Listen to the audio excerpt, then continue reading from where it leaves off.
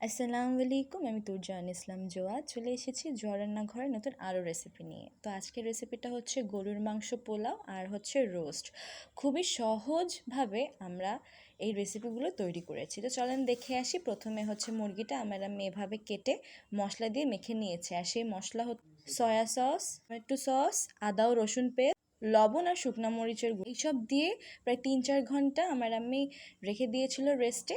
তারপরে হচ্ছে একটা ফ্রাই প্যানে আমি তেল দিয়ে এই চিকেনগুলোটাকে ফ্রাই করে নিয়েছে। এখন অন্য একটা কড়াইতে তেলের ভিতরে ওই একই তেলটা ওর ভিতরে দিয়ে দিয়েছি, আর দিয়ে দিয়েছি হচ্ছে গরম মশলা, গোটা গরম মশলা আর পেঁয়াজ কুচি, আদা ও রসুন পেস্ট। এগুলো দিয়ে ভালোভাবে এটা আমরা একটু ভাজা ভাজা করে নিয়েছি। আর তারপরে গোটা কাঁচামরিচ আর হচ্ছে কিশমিশ দিয়ে এটা আবারও ভালোভাবে অনেকক্ষণ একটু ভালোভাবে কষিয়ে আবারও একটু পানি দিয়ে এটা আর একটু ভালোভাবে আমরা কষিয়ে নিব। এতে করে আমাদের খাবারটা আরও সুস্বাদু লাগে। যতই মশলাটা কষানো হবে ততই খাবারটা ভালো লাগে, খাবারটাতে অনেক সুন্দর একটা টেস্ট আনে।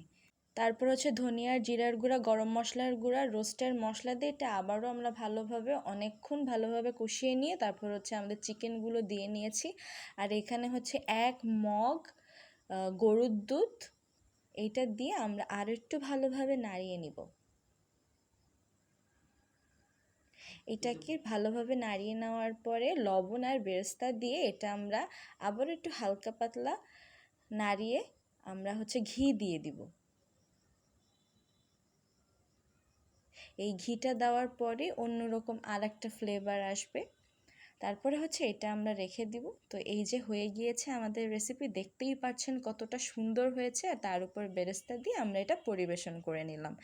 এভাবে সিম্পল আমরা রোস্টটা তৈরি করেছি। আর এই সাইডে হচ্ছে পোলাওটা করব, তার জন্য আমরা রাইস কুকারে পানির ভিতরে পানিটা ভালোভাবে ফুটে উঠেছে, তার উপরে গোটা গরম মশলা, পেঁয়াজ কুচি, তেল, লবণ দিয়ে আমরা হচ্ছে এটা, তারপরে চিনি দিয়ে এটা আমরা আরও একটু ভালোভাবে বয়ল করে নেওয়ার পরে এর ভিতরে আমাদের পোলাও চালটা দিয়ে দিয়েছি আর হচ্ছে গুঁড়া দুধটা দিয়ে দিয়েছি।